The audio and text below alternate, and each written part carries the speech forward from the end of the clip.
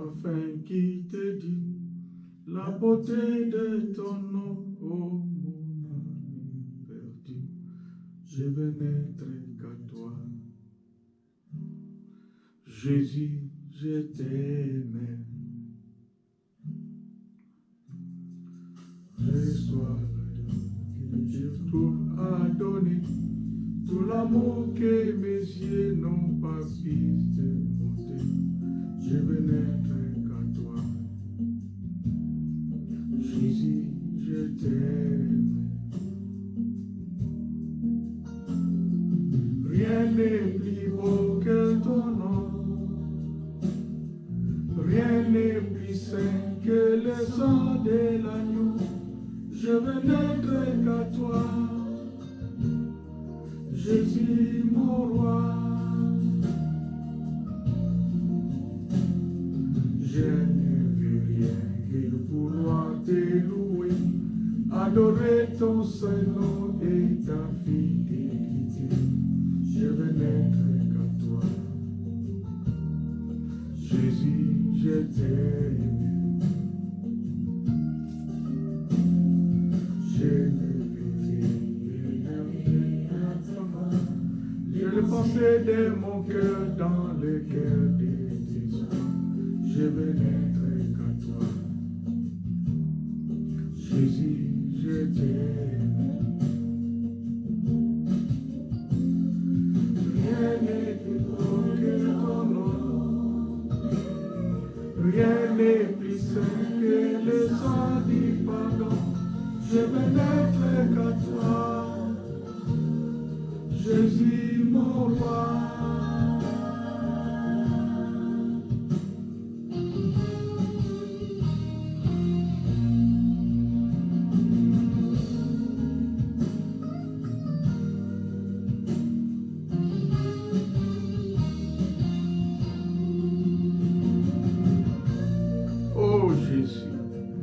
Gloire à toi, Jésus-Christ. Gloire à toi, le Dieu Tout-Puissant. Tu t'appelles Emmanuel, Dieu au milieu de son peuple, l'invité qui demeure, Dieu miséricordieux et compatissant, lent à la colère, riche en bonté et en fidélité. El Shaddai, le Dieu Tout-Puissant, le Dieu de toutes forces, nous disons merci pour ta présence au milieu de nous. Nous scellons cette exaltation et nos vies par ton sang. Nous chassons tout ce que l'ennemi a préparé d'avance. Nous brisons tout esprit qui s'élèvera contre ta parole, au nom puissant de Jésus. Voilà pourquoi nous te programmons, nous te couronnons, le roi des rois et le seigneur des seigneurs. Mes bien-aimés, bonjour à toutes et à tous. Merci d'être avec nous pour partager cette exhortation très importante qui nous amènera dans la prière.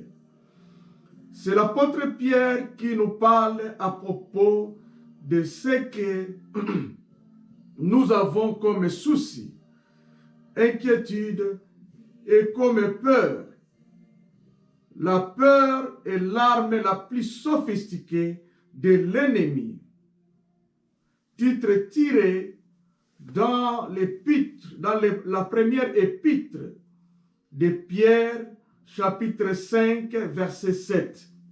Je vais lire au nom de Jésus-Christ de Nazareth. Et déchargez-vous sur lui de tous vos soucis, car lui-même prend soin de vous. Car lui-même prend soin de nous. Se débarrasser de nos inquiétudes, de la solitude, c'est vraiment un élément important dans la vie de tous les jours. Car lui-même Dieu prend soin de nous. Dieu est pour nous un refuge, une force et un appui, un secours qui ne manque jamais dans la détresse, qui ne manque jamais dans des situations difficiles. Il est certainement vrai que progressivement, les gens réagissent sur le système mondial comme principale source de protection et de refuge. Mais le Seigneur est le seul chef des princes. Lui seul peut gouverner et diriger leurs conseils. Le cœur du roi est un courant d'eau dans la main de l'Éternel. Il incline partout où il veut. Dieu ne perdra pas le contrôle de sa création et ses promesses se réaliseront. Qui de vous, ou bien qui de nous, par nos inquiétudes, peut ajouter une coudée à la durée de sa vie? La gaieté ou la bonne humeur de l'esprit a une grande influence sur le corps et contribue beaucoup à sa santé et à son bien-être. Un cœur joyeux est un bon remède. Une joie intérieure qui demeure malgré les circonstances extérieures, c'est une satisfaction profonde et nourrissante qui se poursuit même lorsqu'une situation de vie semble vide et insatisfaisante. Notre relation avec Dieu par Jésus-Christ demeure même dans les déserts, même dans des difficultés de la vie.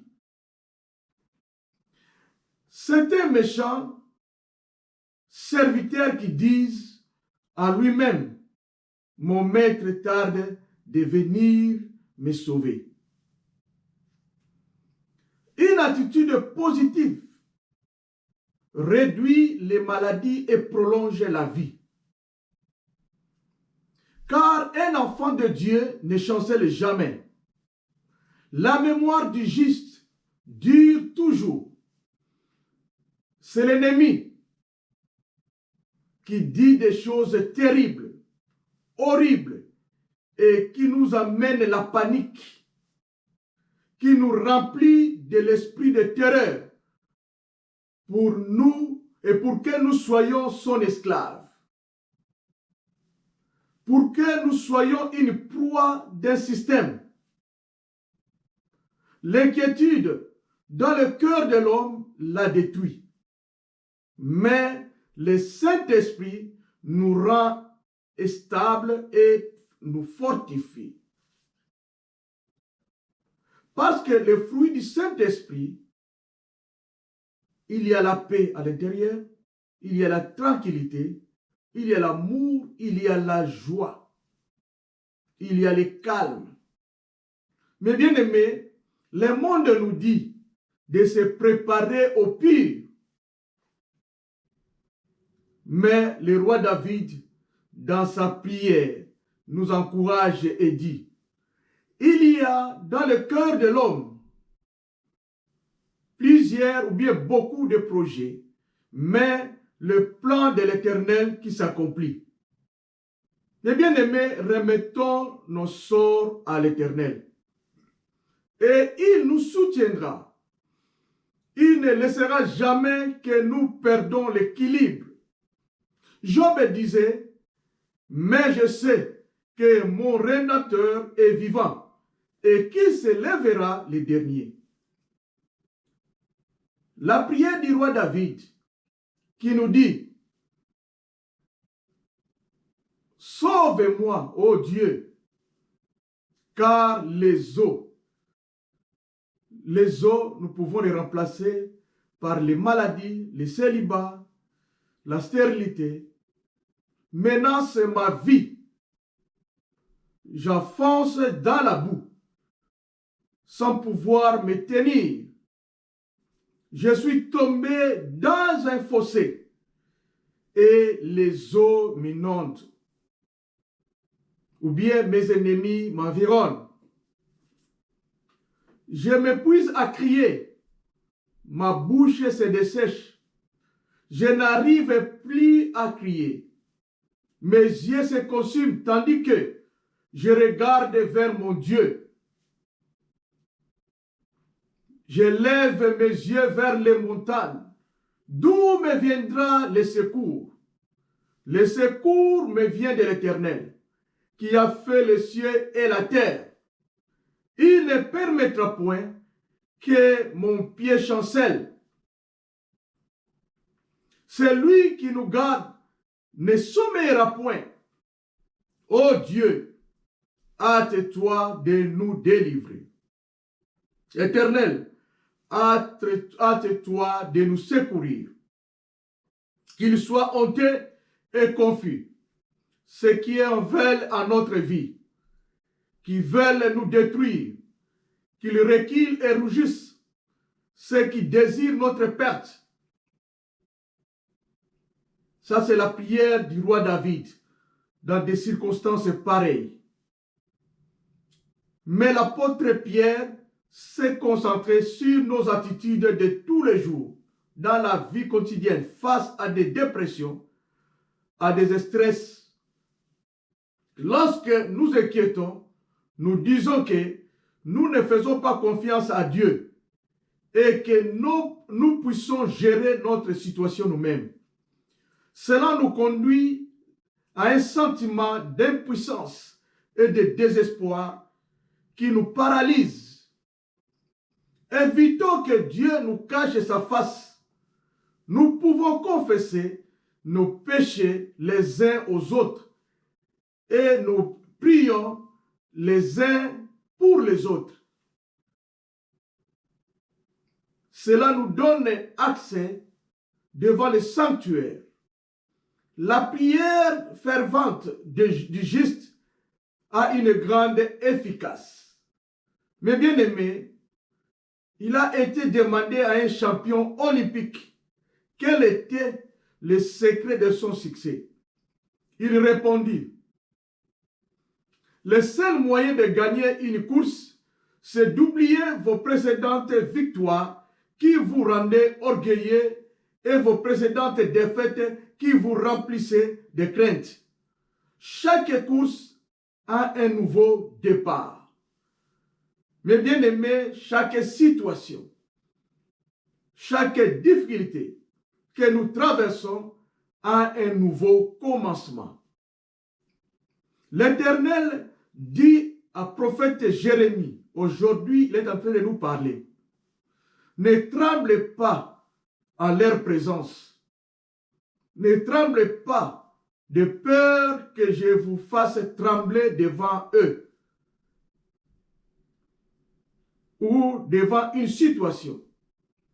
Non, que les épreuves et les difficultés ne nous séparent pas de Christ.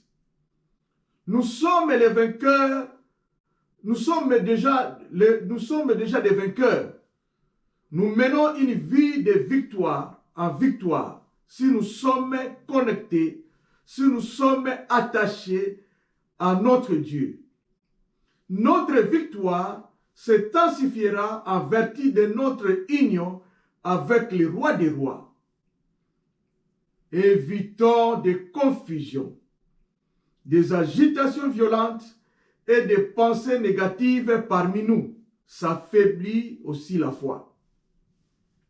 L'apôtre Pierre nous explique que nous qui continuons à apporter seules nos inquiétudes, nos angoisses, nos stress, nos agitations et nos luttes quotidiennes montrent que nous n'avons pas pleinement confiance en Dieu. C'est lui qui est le consolateur des cœurs brisés. Demeure éternellement avec nous. C'est lui qui demeure éternellement avec nous. Ainsi parle l'Éternel: maudit soit l'homme qui se confie dans l'homme, qui prend la chair ou son savoir-faire pour son appui. et qui détourne son cœur à l'Éternel. Mieux vaut chercher un refuge à l'Éternel. David disait, je cherche un refuge à l'ombre de tes ailes, jusqu'à ce que la calamité soit passée. Mes bien-aimés, cherchons un refuge à l'ombre des ailes de l'Éternel, jusqu'à ce que nos difficultés, nos maladies, nos situations, nos célibats, nos chômages soient passés. Celui qui est un refuge pour les malheureux dans la détresse. Ne nous confions pas dans la violence. N'irritons pas à cause de ceux qui nous font le mal. Et espère en lui. Ne nous inquiétons donc pas du lendemain, car le lendemain aura soin de lui-même. À chaque jour suffit sa peine. À nous maintenant qui dites aujourd'hui ou demain, nous irons dans telle ville, nous qui ne savons pas ce qui arrivera demain. Car qu'est-ce que notre vie? Nous devrions dire au contraire, si Dieu le veut, nous vivrons et nous ferons ceci ou cela. Mais bien aimés, alors laisse Dieu prendre soin de nos situations, de nos combats. Et si Dieu est notre protecteur, à quelle occasion pouvons-nous avoir peur de demain? Mes bien-aimés, soyons forts et courageux. N'ayons pas peur et ne soyons pas consternés, car le Seigneur notre Dieu est avec nous partout où nous sommes. L'Éternel est notre Dieu, est au milieu de nous comme un héros qui sauve. Il fera de nous sa plus grande joie. Avec sa grande puissance, nous pouvons tout faire. La peur paralyse. La peur nourrit les doutes. La peur tue les projets, les promesses de Dieu à nous. Ne nous soumettons pas aux circonstances, mais au Seigneur qui contrôle les circonstances. Apôtre Paul nous dit, faites à tout temps par l'Esprit toutes sortes de prières et de supplications. Le Saint-Esprit nous fortifie et nous soutient pendant les moments de preuve, pendant les moments difficiles. Et le monde passe et sa convoitise passe aussi. Mais Jésus, qui fait la volonté, c'est lui qui fait la volonté de Dieu, demeure éternellement. Comme le roi David a résisté devant Goliath malgré ses intimidations et sa manière d'agressivité, mais David a persévéré jusqu'à la fin du combat. David a fait un bon combat de la foi et a remporté la victoire. Mais bien aimés, nous pouvons tout par celui qui nous fortifie. Car ayant été tenté lui-même, dans ce qu'il a souffert, il peut nous secourir. Mais bien aimés, nous vivons déjà dans la victoire. Devant nos adversaires, nous qui croyons en Jésus, devant toutes nos situations difficiles, devant toutes nos situations difficiles. D'où vient la peur? D'où vient l'agitation? Les soucis, la solitude, c'est dans l'âme. L'âme est le siège d'émotions. Là est la source de peur et de nos soucis. Mais une bonne nouvelle, les jeûnes et prières neutralisent la force de l'âme. Au fur et à mesure, le jeûne progresse, la prière progresse, les soucis et la peur disparaissent. Et les fruits du Saint-Esprit dominent petit à petit parce que le combat est spirituel. La paix et la joie est une confiance dans la souveraineté et la justice de Dieu. Car lui-même prend soin de nous. Jésus a enseigné que les événements horribles se produiraient. Mais la fin ne viendra pas tout de suite. Dieu ne perdra pas le contrôle de sa création et ses promesses se réaliseront. Mais bien aimés, ne soyons pas instables et déséquilibrés. Notre faiblesse peut être physique, émotionnelle ou spirituelle. Ne craignons point les mauvaises nouvelles. Ce sont les venin du serpent. Soyons fermes et confiants à l'Éternel. La crainte des hommes tend un piège. Physiquement, les stress chroniques provoquent un déséquilibre sur nos systèmes et qui finit par provoquer des effets destructeurs sur la santé à long terme. La peur affaiblit notre système immunitaire et peut causer des dommages cardiovasculaires et une baisse de la fertilité. Cela peut entraîner un vieillissement accéléré et même une mort prématurée. Celui qui se confie à l'Éternel est protégé de tout cela. Que nos persécuteurs soient confus et que nous ne soyons pas confus. Qu'ils tremblent et que nous ne tremblons pas. Devant toute situation qui nous arrive. Si nous sommes contrôlés par le Saint-Esprit, nous ne sommes pas un terrain fertile pour les destructeurs. Réjouissons-nous. Soyons au contraire dans la régresse, dans la joie et dans le calme. Ne nous inquiétons donc point et ne disons pas qu'arrivera demain, dans les prochaines heures. Car toutes les choses, ce sont les païens qui se posent beaucoup de questions. Cependant, nous, les enfants de Dieu, nous avons la priorité, ou bien les priorités du royaume. Nous avons une relation privilégiée avec le roi des rois. Que Dieu bénisse sa parole. Merci Seigneur Jésus-Christ. Amen.